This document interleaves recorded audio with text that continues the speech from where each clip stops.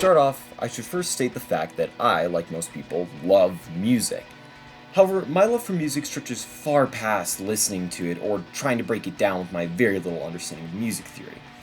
My love for music can best be described as trying to live in it, really feeling where the melody sends me in my head or the tingling sensation I get when the song hypes up and then shifts into its peak moment.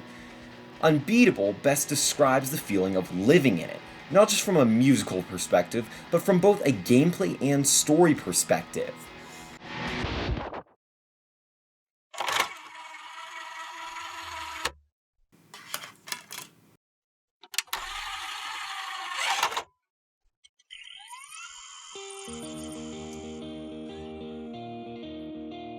Obviously, as described before, living in it simply means you feel something unique yet alive when one hears a song, and the music of Unbeatable best depicts living in it. With over 17 songs currently in this demo, and a variety of different kinds of songs from a rock-pop sound to a grungy sound, or hip-hop, rock, techno sound, there is bound to be at least one song that really brings someone to living in it. The best part about the music, though, is how it accompanies the grungy yet rebellious revolutionary aspects of the game, whether it be beating up the authorities, to making your stand, or just jamming with your friends. There was not one song that took me out of the game.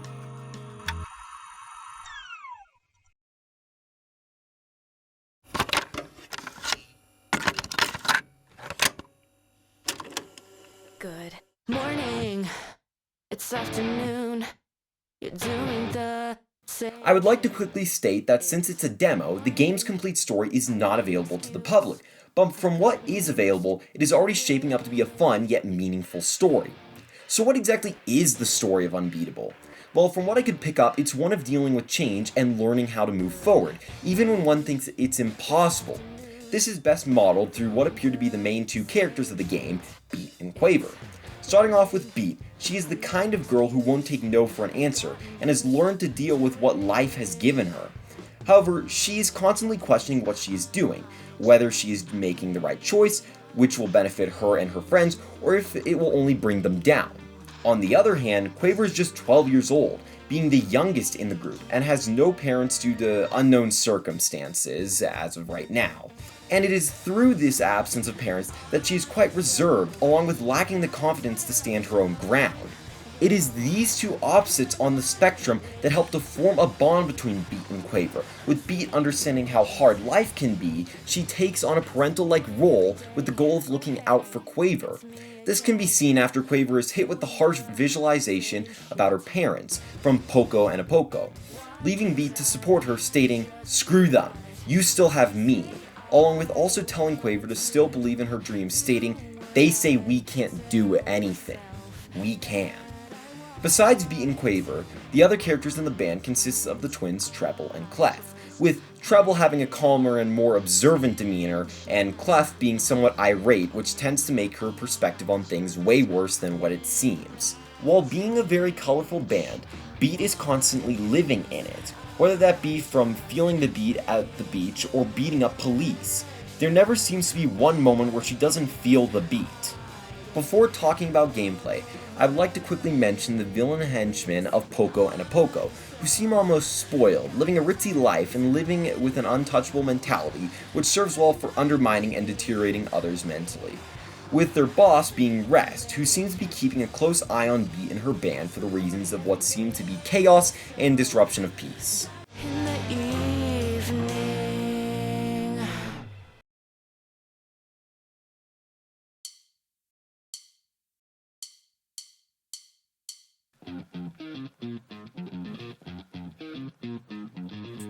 You should be sitting up straight, but without stiffness, and should feel comfortable.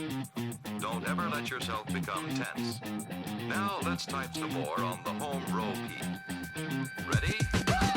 If it was not already obvious, Unbeatable is a somewhat traditional rhythm game, close to what DDR and Takano no Tatsuni, forgive me for my mispronunciation, is.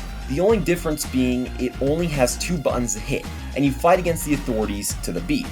While some may be quick to state that this isn't a new concept of rhythm-based combat with games like Hi-Fi Rush, The major difference here is that the combat is already set up around the beat map for each rhythm battle, meaning technically the combat is already planned out, whereas in Hi-Fi Rush, the combat possibilities are endless, and leave it up to the player to stay in beat. Or not. However, in Unbeatable, it is crucial to stay on beat, otherwise one may game over in a song. Now, I know I may be hyping this game up to be super difficult, which it can be, but there are 5 different difficulty options ranging from beginner to the highest being unbeatable, which only scares me to think of what that could look like. During my playthrough, I played on hard, like I do for most games, and oh boy was hard, well hard. I don't think I am incredible at rhythm games, and I thought this one wouldn't be that difficult, but I was wrong. You're not just fighting cops, you may be jumping over spikes or having to double hit certain notes, or button mash to defeat a really large note. Okay, that one is actually really satisfying to do. Even though it might be my lack of skill at these kinds of rhythm games, I'm sure in playing through the full game when it comes out that this issue in skill would slowly fade away the more I play. However, this struggle I had didn't pull me out of the game at all. Rather, it made me see how difficult it was going to be for Beat and the band to achieve their dreams. In fact, even when I was messing up, Beat would just shrug it off and keep fighting. In fact, my favorite part in some of these rhythm sections is when you could see the band playing in the background, only further proving how alive each song is supposed to be, even helping the players to visually live in it. Although I would say this is a very small way of living in it, the most notable moment that best showed me this feeling was when Beat would just stumble upon a spot where she would begin to hear the variety of sounds in the world around her. And she would slowly begin to pick up on the rhythmic nature of these sounds until they would all blend together, forming a small song that just matched each environment it came together in. I mean, just listen.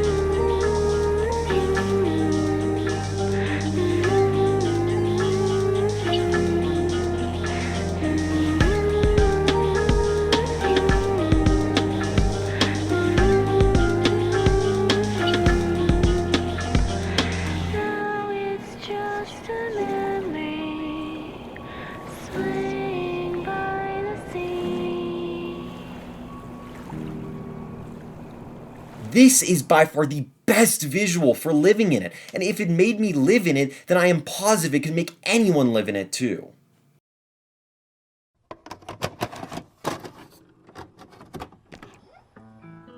So what else is there to even say about this demo of Unbeatable? I mean, I guess the fact that this is just a demo, not even the full game. However, that is what makes this really impressive to me. Even though it was only a little over an hour-long experience, I got sucked into the feeling I get when I listen to music. Only now I wasn't just picturing this feeling in my head, there was an actual visual there for it. I will finish off stating this. Even if you aren't into rhythm games, I would still highly recommend trying out the demo for Unbeatable, which is currently out on the PS5 and Steam storefronts. Because while I feel like I described the game really well, a part of me still believes I didn't describe it to everything that it is, something that can only be filled by experiencing it.